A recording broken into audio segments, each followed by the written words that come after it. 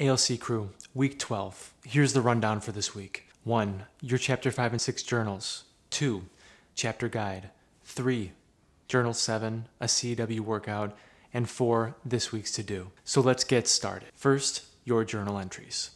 For Chapter 5, Mallory J. wrote, in Chapter 5 of The Great Gatsby, Fitzgerald uses imagery of the clock to show how nervous Gatsby is about meeting Daisy again after how much time has passed. In this chapter, Daisy is invited to Nick's house for tea, an elaborate plan to get Daisy and Gatsby's presence again. He is eager to see Daisy and is very impatient. Finally, he got up and informed me, in an uncertain voice, that he was going home. Why that? Nobody's coming to tea. It's too late. He looked at his watch as if there was some pressing demand on his time elsewhere. I can't wait all day. Gatsby's apprehensive about whether Daisy might not want to see him again after so much time has passed. When Gatsby almost drops the clock in front of Daisy and catches it, it is a representation of time lost with Daisy and him now finally making it up or catching the broken pieces of their relationship before it's all gone. The big persona he tries to keep is all for her, the house, the parties, everything, and now he has the opportunity to gain her heart. For Chapter 6, Stavros H. wrote, Fitzgerald uses Gatsby's past experiences and how they've affected him as an individual to show how far he has gotten with his life. He was born into his parents' very unsuccessful business, and since then he's managed to dedicate himself to working himself up as faithfully as possible. Many things had influenced him. Had it not been for his clam digging and salmon fishing, he wouldn't even pave the path to success, because a path like that without hard work is incomplete. Had it not been for him talking to Nick about being so preoccupied with his past with Daisy, he would just stay there, spiraling. Gatsby's worldview had changed around him by the time he had started to understand the grand scheme of things, and his beliefs that you simply cannot just change the past like that. You need to take that past experience, learn what to do and not to do from it, and move forward with it. That's the kind of philosophy that he took to get his American dream. For Chapter 6, Gabriella A. wrote, Gatsby's perspective of the American dream changes the moment he denies his real past. The character of Gatsby is a false impersonation of James Gatz. He's an imposter. Gatsby had told Nick the truth himself about his past.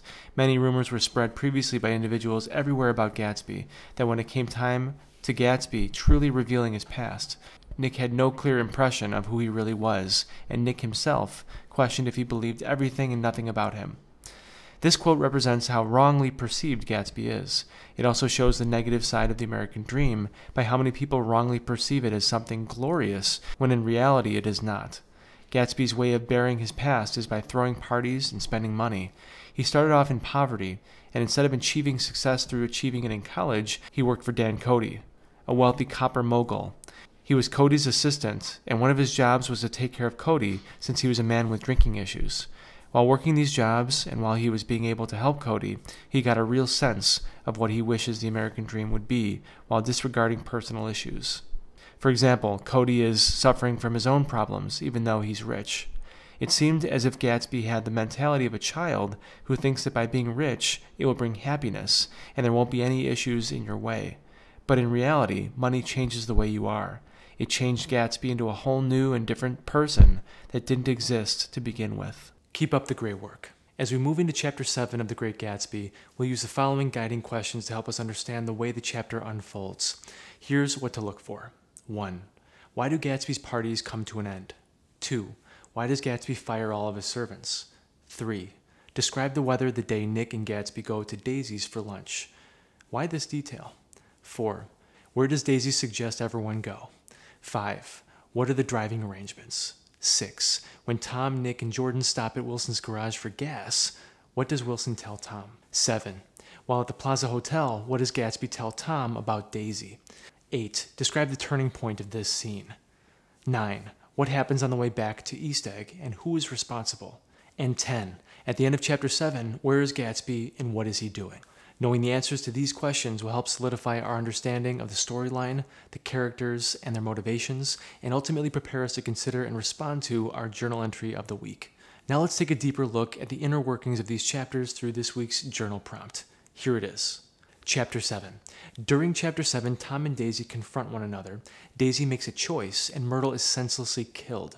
Through these events, Fitzgerald reflects a much deeper and unsettling reality that is awakened when the American dream goes wrong. Drawing on specific events and concrete descriptions in this chapter, what do you think Fitzgerald is saying about social class and the American dream? This journal entry will serve as another exercise for our upcoming CEW essay. Think of it as a CEW paragraph workout. Accordingly, it should contain a strong, arguable claim, 2 pieces of evidence that are relevant to the claim, and a warrant that shows how. How what? How the author uses your found examples to convey their message. Let's break this down further. Your claim should be one sentence that is arguable. Consider starting like this. In Chapter 7, Fitzgerald employs blank and blank to show how social class and the American dream are blank. Then your evidence. To adequately support your claim, locate 2 strong quotes that illustrate what you're arguing. Ask yourself, does this prove my point? Remember that your quote should be brief and provide just what is needed to prove your point. Then your warrant. Here's where your voice, your thinking, and your insights come to life. Your warrant is you explaining how the evidence proves your claim. Your warrant should comprise the majority of your paragraph. Here's a proportional diagram to help visualize this. This time around, your journal entry or CEW paragraph will be worth 15 points and scored as follows. Claim. To earn 5 points here, your claim must be clear, focused, and arguable. Evidence. To earn 5, each piece of evidence must be brief and relevant to your claim. And warrant. To earn full credit, your warrant must insightfully show how your evidence proves your claim, and it must occupy the majority of your paragraph. I'm looking forward to reading your responses. So what do we have to do?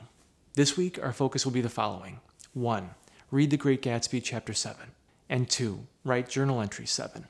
As with every other assignment, this one will be due on the last day of the school week, Friday, November 6th, by 11:59 p.m. That's it for this one, ALC crew. We'll see you in virtual class. In the meantime, stay safe, stay focused, and stay connected.